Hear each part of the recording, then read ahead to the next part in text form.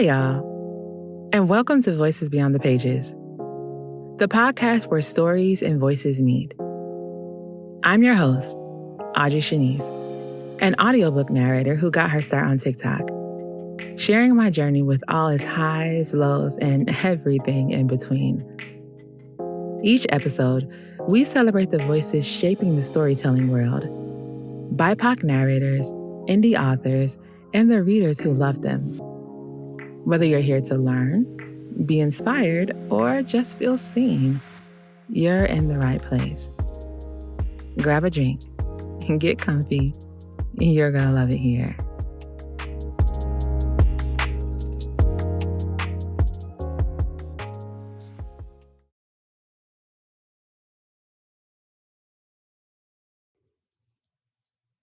You know we love the spice.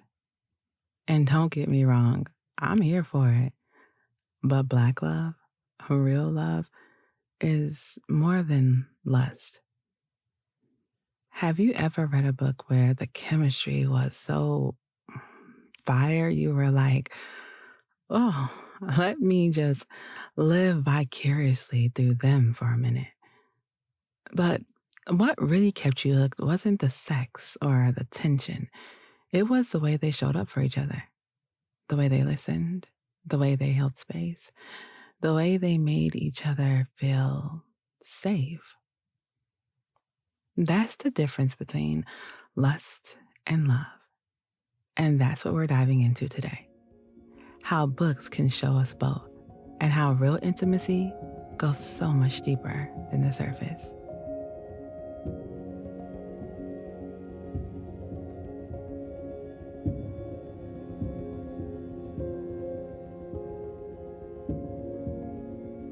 Okay, let's start with the obvious. Lust sells. We love those scenes where the attraction jumps off the page. The banter, the looks, the will they, won't they moments that keep us up way too late, saying just one more chapter until the payoff comes. Lust is exciting. It's heat, it's chemistry, and it has its place. But here's the thing. Lust by itself doesn't make a story memorable. If all we get is spice without substance, we close the book and forget about it a week later, which admittedly many of us do anyway. Love is what lingers. Love is what makes us highlight quotes, dog-eared pages, and go back for a reread. Because love is more than attraction. It's about presence, patience, partnership. Think about it. Lust says, I want you right now. Love says, I see you, I choose you, and I'll show up for you tomorrow too. Because lust is a spark, but love is the flame that stays lit long after the initial heat fades. Love is where the story deepens, where desire meets devotion, and when authors write both together, that's when you get a story that really sticks with you. The passion is there, but it's backed up by intimacy, truth, and depth. That's Black love. That's real love.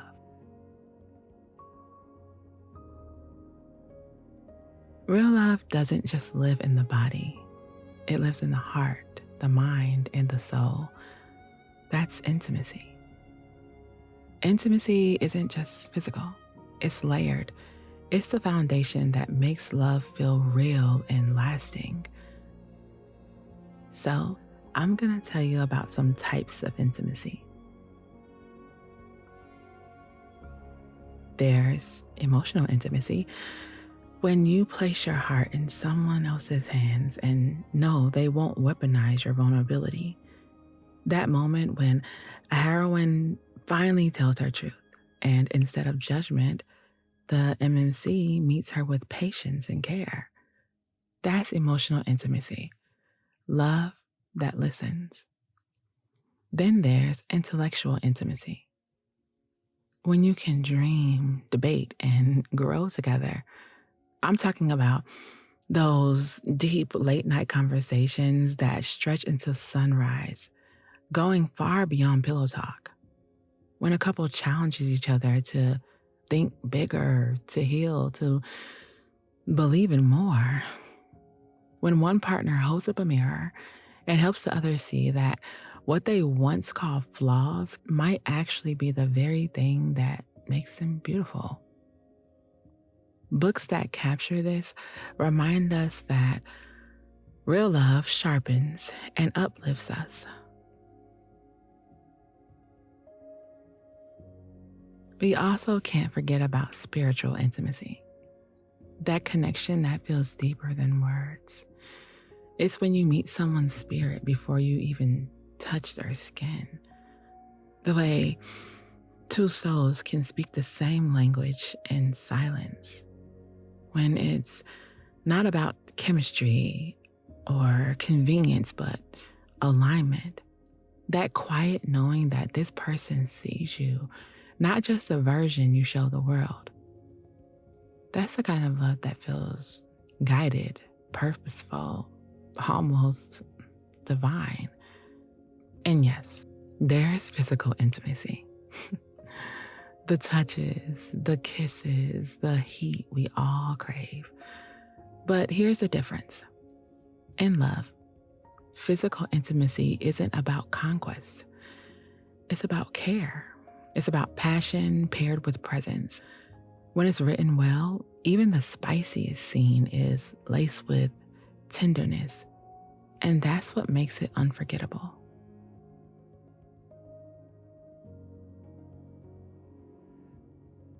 So, when we talk about intimacy, it's not just the physical. It's all these layers working together. That's the difference between a fling and a forever.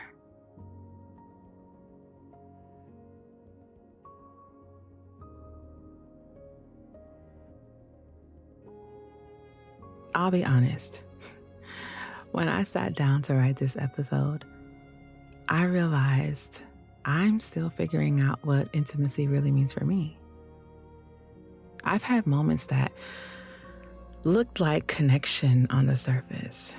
The conversations, the laughter, the comfort of somebody's presence. But when I look back, I don't know that I ever truly felt seen. Like the kind of intimacy that lets you exhale and just be. I think for a long time, I confused availability with vulnerability. I thought being close to someone meant being known by them, but those two things aren't the same, and that's something I'm still unlearning. These days, intimacy feels less like something I get from someone and more like something I'm building within myself. It's like me learning to sit with my emotions instead of running from them. It's being honest about what I need when it's uncomfortable. It's showing up for myself the way I want someone else to show up for me. But lately, it's felt different. I've met someone who makes me feel a kind of safety I haven't known before. Someone who listens without trying to fix. Someone who gives space instead of taking it away. And for the first time in a long time, or ever, honestly, I feel like intimacy might not just be an ideal I talk about. It might be something that's finally making its way towards me. So even though I can't say I've fully experienced intimacy in the way I talk about it here, I'm learning what it looks like and what it feels like and what I deserve when it finally arrives. And maybe that's a part of the journey. Learning to recognize the difference between being touched and being held.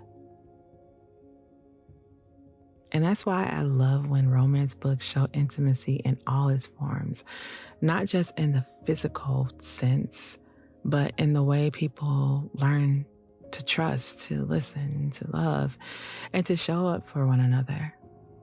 Because the best stories don't just tell us what love looks like, they remind us what it can feel like when it's real.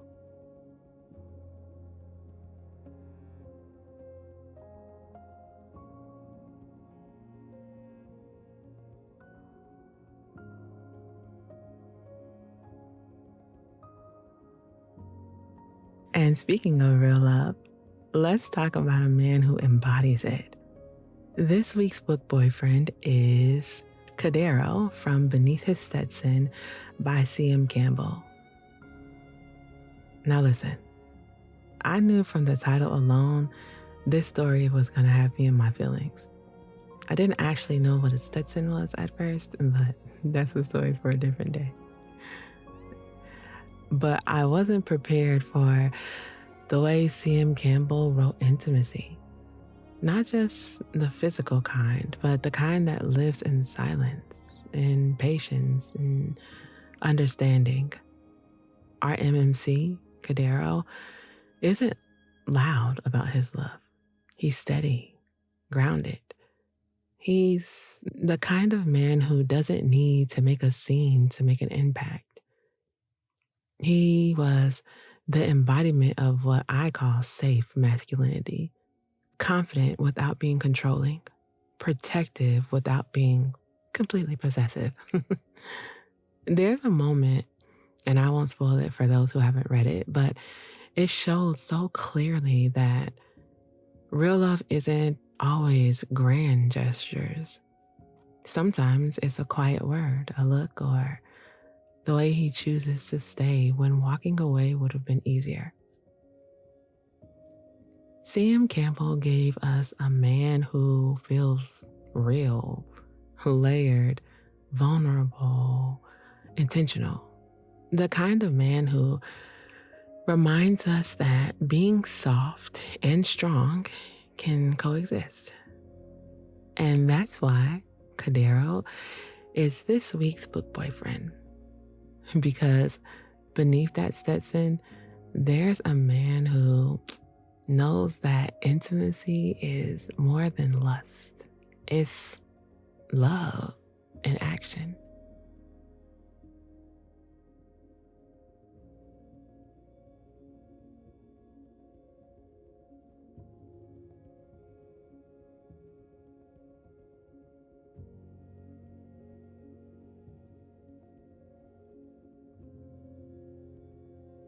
Welcome to Beyond the First Page, a weekly segment of Voices Beyond the Pages where I shine a light on Black indie authors and the incredible stories they bring to the world. Each week, I'll be reading the first chapter from a new book, giving you a taste of fresh voices and powerful stories you may not have discovered yet. Because every author deserves to be heard. And sometimes, the best way to fall in love with a story is to start right from the very first page.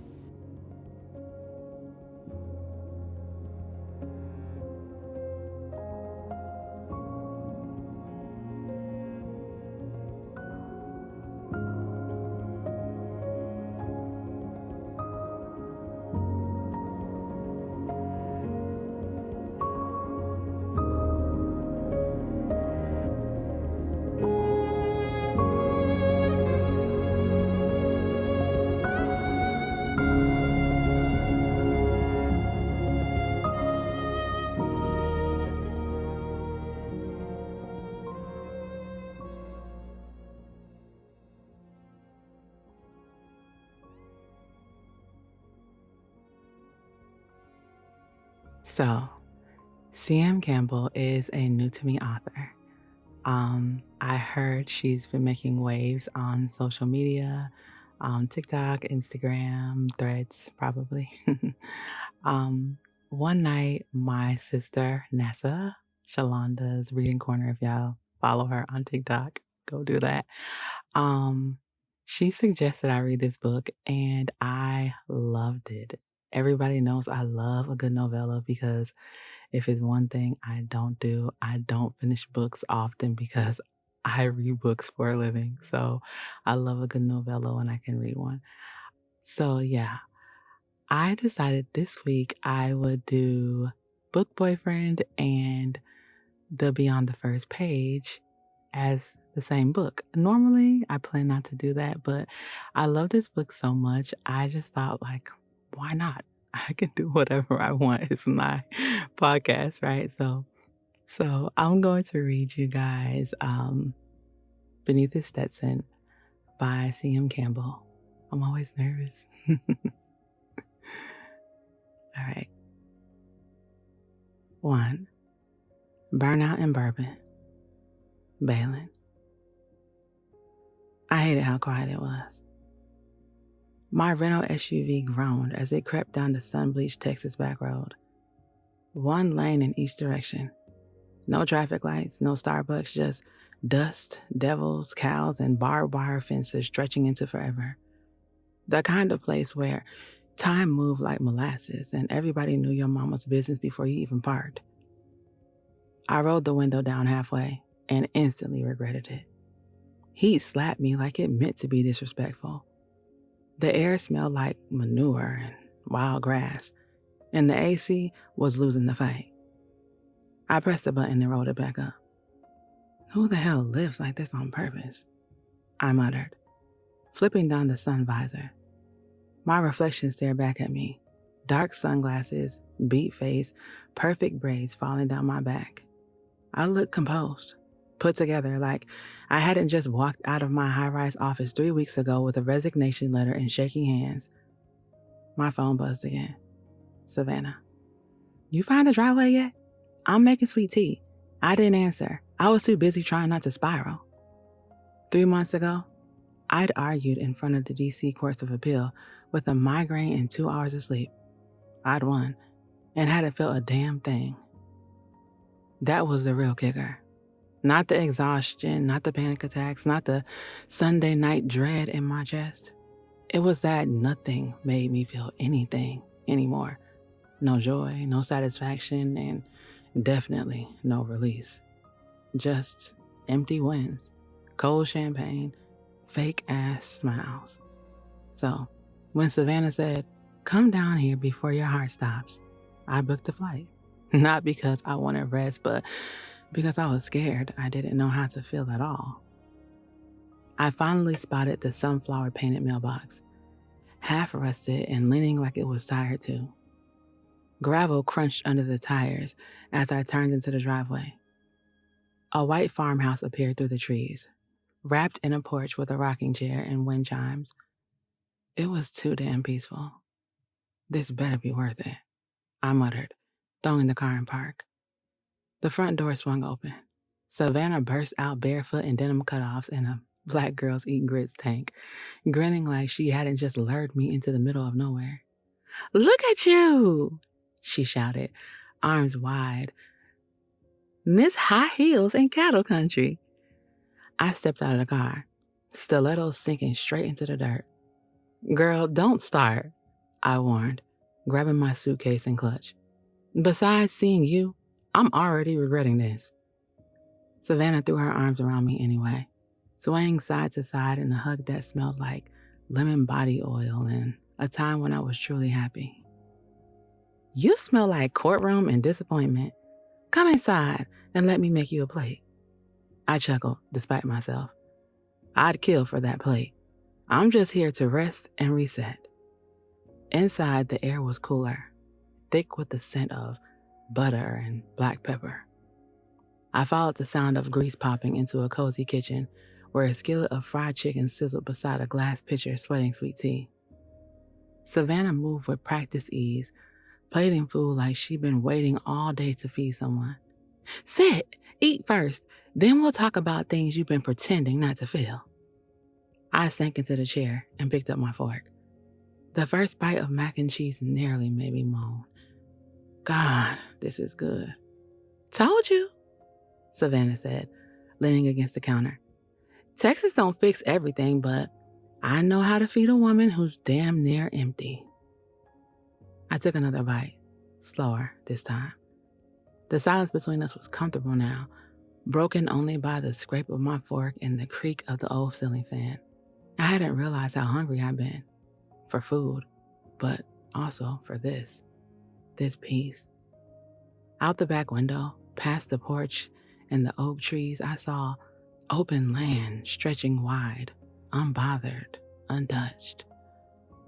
Somewhere out there, under the heavy sun and sweat, a man I didn't know was driving fence posts into red dirt. He had no idea that his quiet life was about to collide with a storm in heels, and neither did I. "You got plans tonight?" Savannah asked over the rim of her tea glass.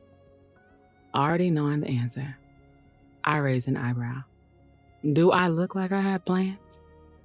"You look like a woman who needs 2 shots of whiskey, a dance, and maybe a man with a slow drawl who knows how to apologize with his hands." "I came here to rest, not get pregnant." "Resting looks different in Ashland," she said, walking towards the hallway. "Get cute. We're going to the watering hole." I sighed dramatically, but my feet were already carrying me into the guest room. I peeled off my travel clothes and stood in front of the mirror in my tank and panties. Tired, beautiful, still trying to believe I wasn't broken. My suitcase clicked open, and I pulled out the outfit I didn't know I'd need. A rich brown fitted tank, high-waisted cotton bell-bottoms and burnt orange and turquoise patterns, and a matching fringe bag with beadwork that shimmered like a threat. Cowboy boots, gold hoops, a stack of layered chains. My fingers moved fast, hair smoothed back into braided space buns, face beat just enough to say, "Don't talk to me unless you mean it."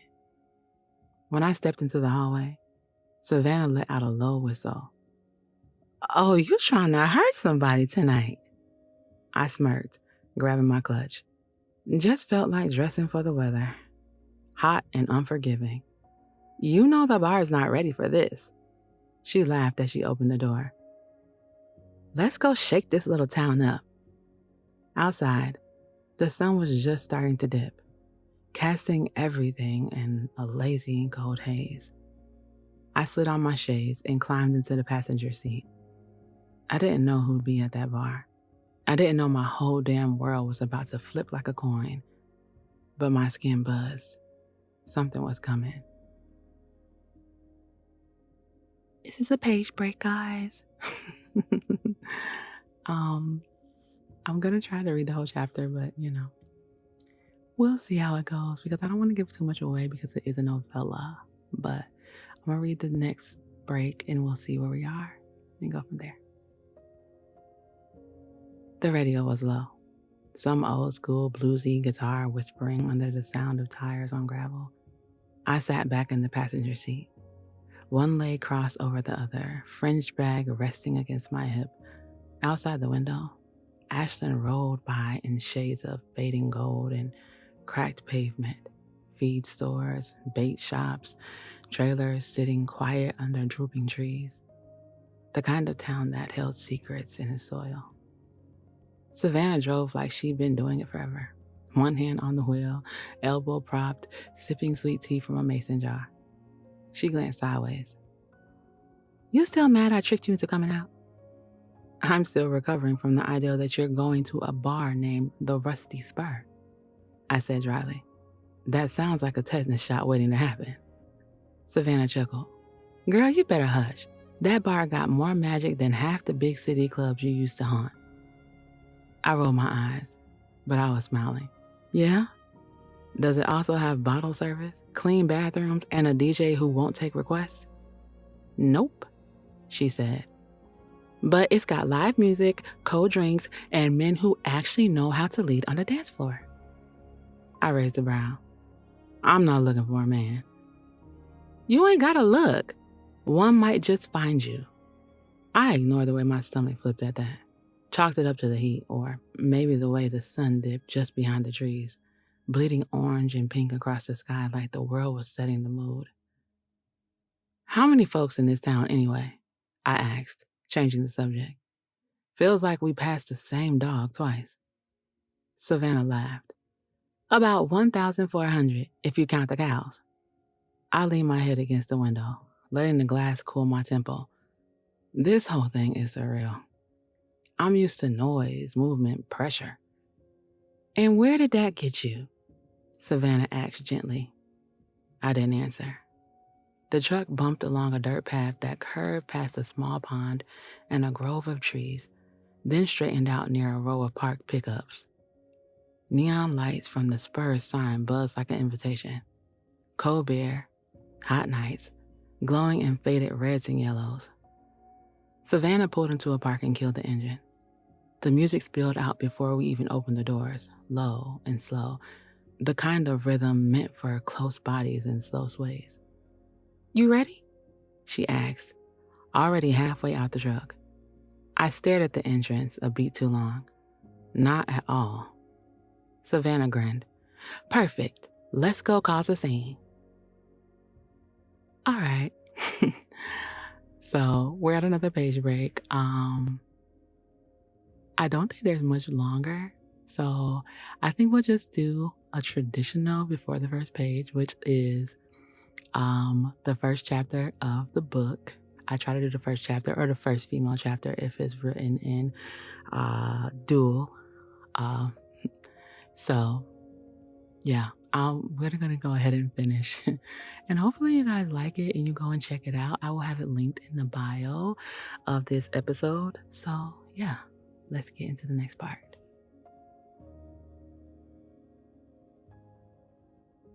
The door to the Rusty Spur creaked open like it had stories to tell. The moment I stepped inside, the world changed tempo. The air was thick, warm with bodies, cheap perfume, and something smoky sweet drifting from the back patio. A blues rock band held court in the corner, the lead singer's voice dragging across the floor like honey-dipped gravel. It wasn't packed, but it was full. Men leaned over pool tables, women posted up in tight jeans and bigger hair, and old-timers nursed long necks like they'd been there since 78. And then there was me. Everything paused. Just a second. Not loud, not dramatic, just a collective shift as folks noticed a woman in cotton and gold stepping into their bar like she descended from some higher place. Savannah moved ahead like it was nothing. I followed slower, boots clicking with purpose. Eyes followed. I kept my chin up, spine straight. That courtroom walk that didn't break for anybody. At the bar, Savannah ordered 2 whiskeys neat and slid one over without looking. Sip slow. Let the room breathe around you first. I took the glass and leaned against the counter, letting myself feel it all. The music, the heat, the thrum of interest. My gaze drifted past the stage, past the shuffle of dancers, and landed on him. He stood near the far end of the room, one shoulder pressed against the wooden beam that framed the dance floor. Faded jeans, black fitted t-shirt with a logo over the heart that showed off muscular arms. Skin the color of soil and sweat. His cowboy hat cast just enough shadow over his face to make him look carved from something old. Maybe trouble, maybe time itself. He didn't smile, didn't nod, just looked. The kind of look that made me feel stripped, read, and chosen all at once. I sipped my drink slow. He didn't break eye contact. Savannah nudged me. Well, damn. What? That's Kadero Watson, she said low and reverent. Used to ride bulls. Now he works the land his granddaddy left him. Quiet as hell. Ain't the type to chase. I didn't respond. My hand tightened around my glass. Ooh, Savannah whispered. You look like a woman about to make a mistake. I set the drink down. I'm just standing here with those eyes on you. Girl, he ain't looked at nobody that long in 2 years.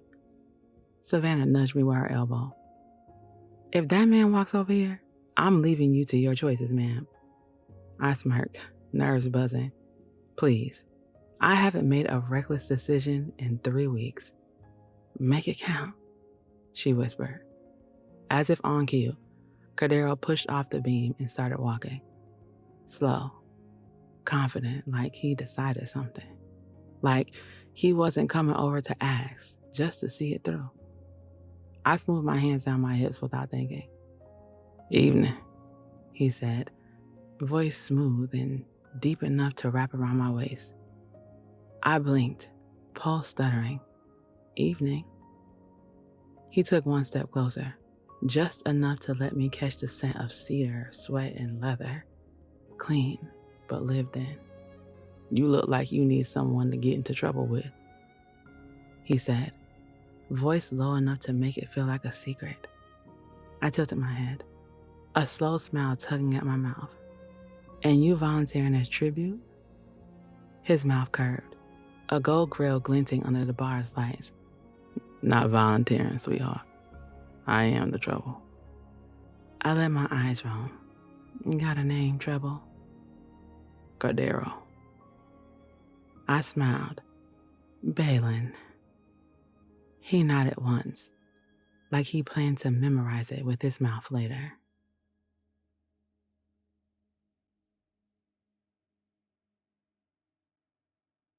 Woo, y'all, I tell you what, just reading that chapter again has me wanting to spin the block on this book all over again. I was fortunate enough to pick it up during Bray, so now I have a copy of it that I can revisit as many times as I want to. So I think I will be reading this again, but if you haven't read it, it is about 60, 70 pages, or about 64, 70 pages. Go check it out. It is amazing. The spice was spicing. It was just enough of everything. And it really was a true tale of intimacy, but also a tale of lust at the same time, because when the story ended, it truly brought the intimacy, like it rounded the whole story out. And I think that was my favorite part. So yeah, if you haven't read it, go do it. I hope you guys like the reading. I think I'll leave them like this, where I give you like little intermissions and, stuff like that. So it's just like back in the day when I used to do them on TikTok. So yeah, thank you guys.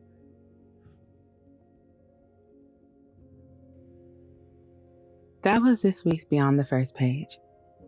If you love what you heard, be sure to check the show's notes for links to the author's work and support them by buying, reviewing, and sharing. And if you're an indie author who'd like to have your book featured in this segment, email me. The link will be in the show's notes.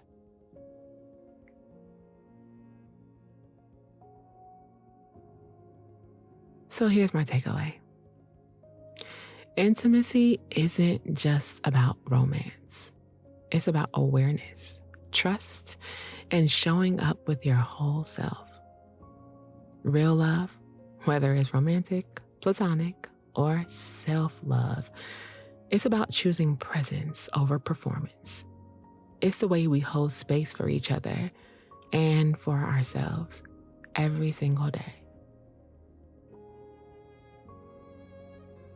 Thank you for spending this time with me, for reflecting, and for letting me speak from my heart. This is Voices Beyond the Pages, the space where stories and voices meet. And you're gonna love it here.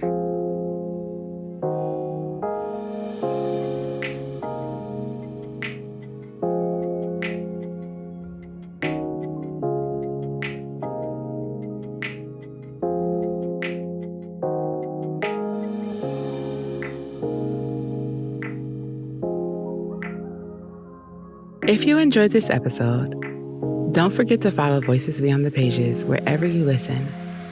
Leave a quick rating or review to help the podcast grow. And share it with a friend who loves stories as much as you do. And if you're an author looking to bring your book to life in audio, or a listener who wants to connect, You can find more about my services and upcoming projects at Voices Beyond Media on Instagram or by emailing me directly. All the links are in the show's notes. Thank you for being here. Until next time, this is Voices Beyond the Pages, the space where stories and voices meet. You're going to love it here.